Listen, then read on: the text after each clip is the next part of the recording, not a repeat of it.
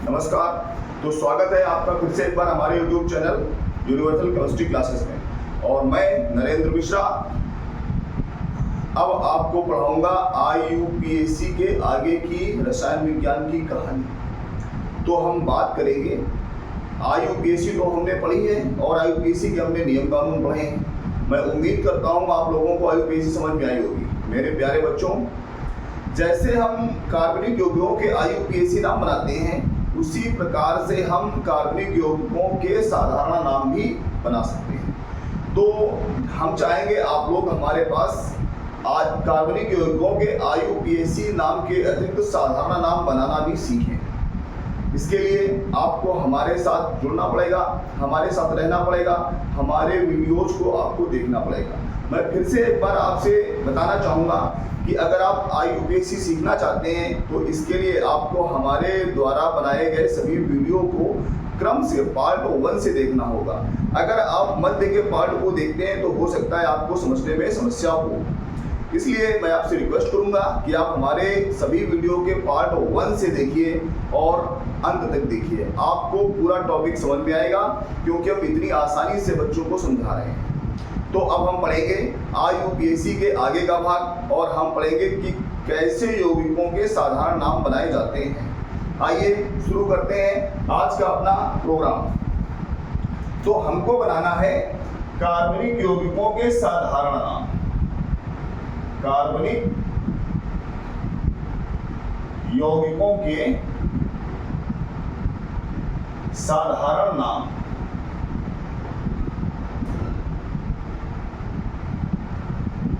तो कैसे बनाएंगे कार्बनिक यौगिक के साधारण नाम, आइए समझते हैं।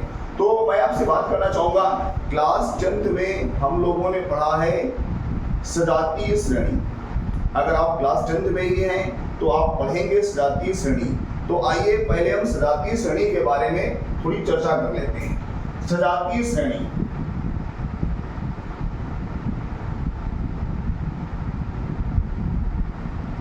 ये सजातीय श्रेणी होती क्या है, तो इसके विषय में हम बात करेंगे।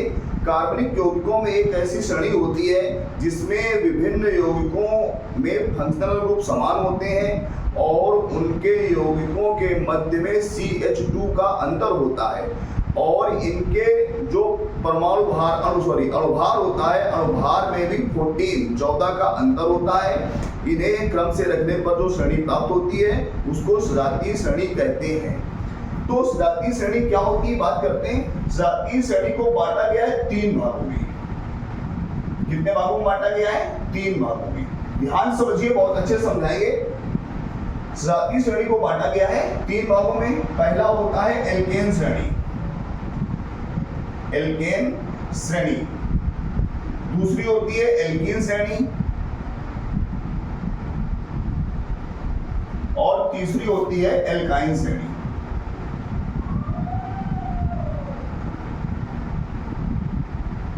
तो जैसा कि इनका नाम है, नाम से ही समझ सकते हैं, एल्केन श्रेणी में जितने भी कार्बन होते हैं सबके मध्य में सिंगल बॉन्ड लगा होता है, इसीलिए इनके नाम के बाद सफिक्स में एन लगाया जाता है, तो इनका नाम एल्केन कहलाता है।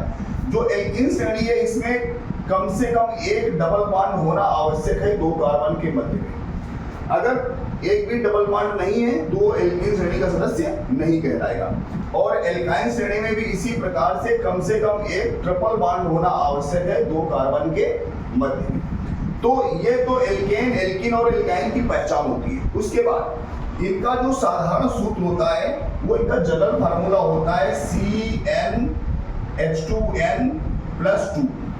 इनका जनरल फार्मूला, एल्कीन श्रेणी का जनरल फार्मूला होता है CnH2n, और जो एल्काइन श्रेणी होती है इसका जनरल फार्मूला होता है CnH2n-2।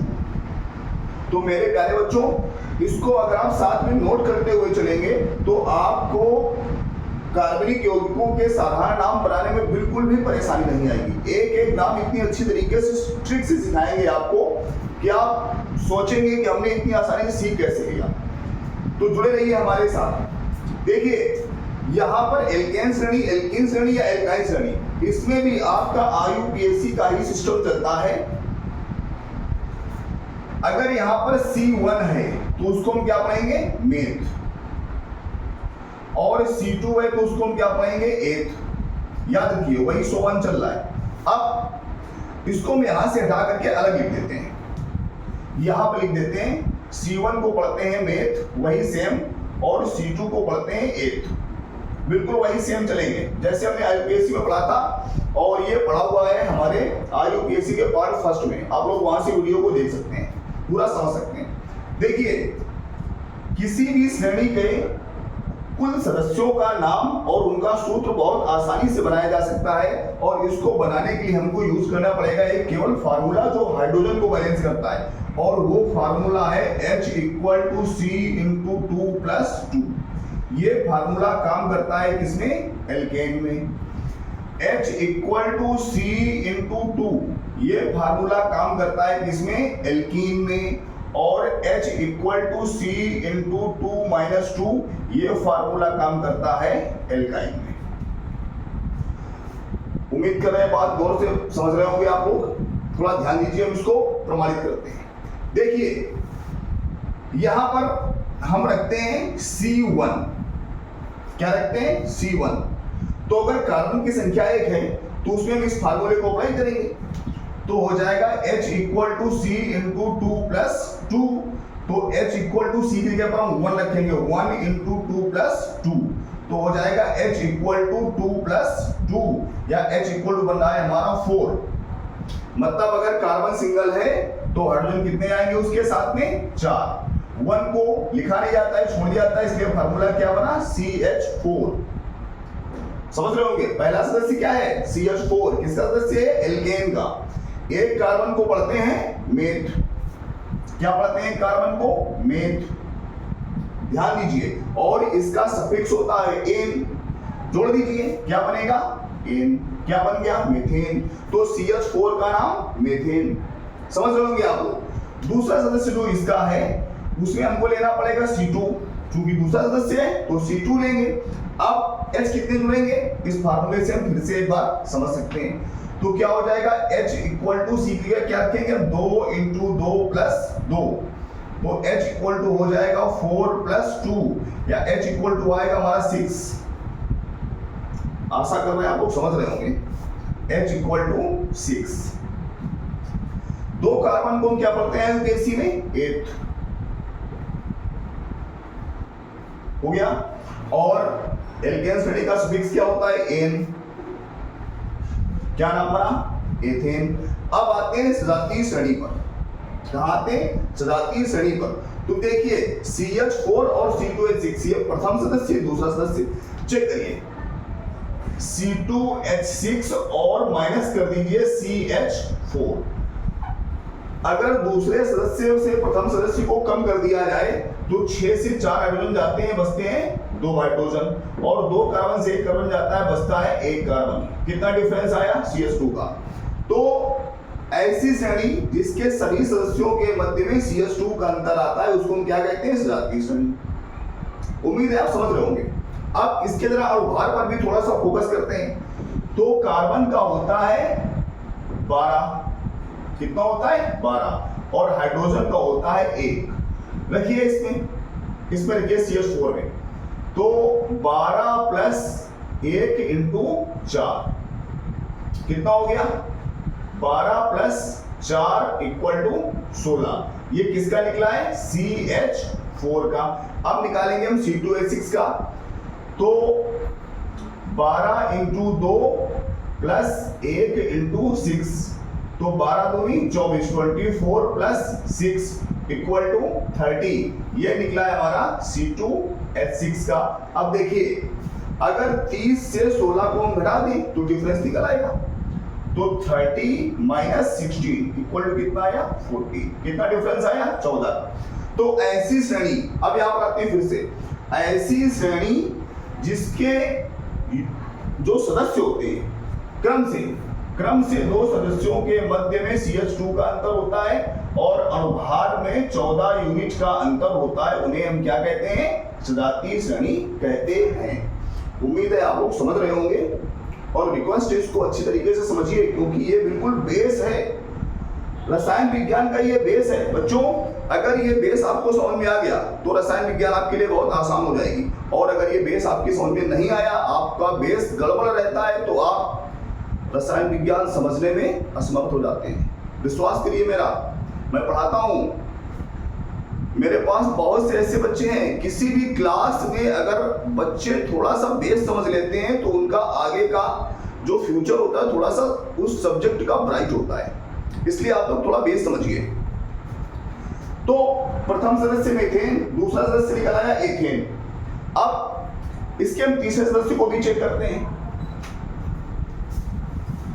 इसको साफ कर देते हैं। आप लोग दोबारा फिर से इसको रिवाइज करके नोट कर सकते हैं समझने के लिए। अगर बात करें हम तीसरे सदस्य की तो उसके लिए हमको लिखना पड़ेगा C3, और जब C3 लगाएंगे तो H कितने हो जाएंगे, तो H equal to C into 2 plus 2 है, सिंपल लेते हैं। H बराबर C के 3 इंटू 2 प्लस 2, 3 दूनी 6 प्लस 2 कितने 8 हो गए। कितने हो गए, H आएंगे यहाँ पर 8। नाम क्या हो जाएगा, समझ गए होंगे, नाम क्या होगा, C3 को पढ़ते हैं प्रो और इसका सफिक्स है एन, क्या हो गया, प्रोपेन। इसी प्रकार ब्यूटेन, पेंटेन, हेक्सेन, हेप्टेन सारे नाम बनाए जा सकते हैं, समझ गए होंगे आप। आइए दूसरी सीरीज में चलते हैं। तो ये हमारी एल्कीन सीरीज है। अब यहाँ पर एक कंडीशन लिखी हुई है, कार्बन और कार्बन के मध्य में डबल बॉन्ड होना आवश्यक है। तो डबल बॉन्ड जब दो कार्बन के मध्य में होगा तो इसका जो सबसे प्रथम सदस्य होगा उसमें भी दो कार्बन होंगे। तो मतलब इसकी शुरुआत जो होती है वो एक से होती है, में से नहीं होती है। तो एक से शुरू करते हैं। तो यहाँ पर रखेंगे हम C2। अब H कितने हो गए, तो H बराबर C इंटू 2, मतलब 2 दूनी 4। H कितने है निकल करके 4। अब देखिए दो कार्बन का नाम एथ, और इसका मतलब क्या है इन, क्या नाम हो जाएगा, एथीन। समझ रहे होंगे। अगर हम रखें यहाँ पर C3 तो H कितने हो जाएंगे, तो H इक्वल टू 3 इंटू 2 कितने हो जाएंगे, H6। क्या नाम हो गया इसका, जोड़िए जरा। इसका नाम बनना है, C3 को पढ़ते हैं प्रो और इसका सफिक्स इन, क्या बन गया, प्रोपीन। इसी प्रकार से अगर हम इसका तीसरा सदस्य निकालें तो बनेगा C4, और C4 के साथ में H कितने जुड़ेंगे, तो H इक्वल टू 4 इंटू 2 कितने हो जाएंगे, H8। क्या नाम बन जाएगा इसका, ब्यूटीन बन जाएगा। ब्यूट है कार्बन की संख्या और इन लगा हुआ है इसका सफिक्स। इसमें भी वही चीज है सेम। अगर हम C3H6 से C2H4 को घटाएंगे तो हमको डिफरेंस कितने का मिलेगा, CH2 का, सेम। और अगर इनके अनुभार से इसके अनुभार को घटाएंगे तो हमको डिफरेंस मिलेगा 14 यूनिट का। आप किसी में भी चेक कर सकते हैं। अब आते हैं तीसरी कंडीशन में। तो जो एल्काइन श्रेणी होती है इसमें कंडीशन है कि एक ट्रिपल बॉन्ड होना जरूरी है। अब ट्रिपल बॉन्ड भी कार्बन और कार्बन के मध्य होना चाहिए, तो 2 कार्बन मिनिमम होने चाहिए। इसलिए एल्काइन श्रेणी का भी प्रथम सदस्य 2 कार्बन वाला होता है। तो हमको क्या रखना पड़ेगा यहाँ पर, C2। अब C2 हमने रख लिया है, H काउंट करी है, तो इसको कैलकुलेट कर लेते हैं। H इक्वल टू होता है C इंटू 2 माइनस 2, तो H इक्वल टू C की जगह पर 2 इंटू 2 माइनस 2, तो H इक्वल टू आएगा 4 माइनस 2, तो H इक्वल टू आ गया हमारा 2। तो यहाँ पर क्या रखेंगे हम, H2। क्या बना, C2H2। अब इसका नाम क्या है, तो 2 कार्बन को हम पढ़ते हैं एथ, और ट्रिपल बॉन्ड इसका अनुलग्न आइन, क्या नाम बन गया, एथाइन। दूसरा सदस्य चेक करते हैं। तो अगर हम इसके लिए रखेंगे C3, क्या रखते हैं C3, तो C3 के लिए हमको इस फार्मूले क्या करना पड़ेगा, C की जगह पर 3 रखना होगा। तो यहाँ 3 कर देंगे तो 3 2 6 हो जाएगा, और 6 में 2 जाएंगे, कितने बचेंगे, 4। तो यहाँ पर कितना लगेगा, H4, और इसका नाम क्या हो जाएगा, C3 को पढ़ते हैं प्रो, और इसका मतलब क्या होता है, आइन, क्या हो जाएगा, प्रोपाइन। तो उम्मीद करते हैं आपको बहुत अच्छी तरीके से समझ में आ रहा होगा, और आप इस तरीके से सारे जितने भी एल्केन श्रेणी है या एल्कीन श्रेणी है या एल्काइन श्रेणी है, इनके सबके नाम आप बना सकते हैं। फिलहाल तो ये IUPAC नाम है, और इन IUPAC नाम से ही आपको जनरल नाम मिलेंगे। बनाना सीखेंगे हम, बहुत सरल होते हैं, बहुत आसान होते हैं, बिल्कुल ईजी होते हैं, और इसकी शॉर्ट ट्रिक है। उस शॉर्ट ट्रिक से हम आपको बताएंगे, और बिल्कुल ईजी, हो सकता है आपने ना पढ़े, इसलिए प्लीज हमारे चैनल को लाइक करिए, सब्सक्राइब करिए और शेयर करिए। वेट कर, थोड़ा सा रेस्ट करते हैं।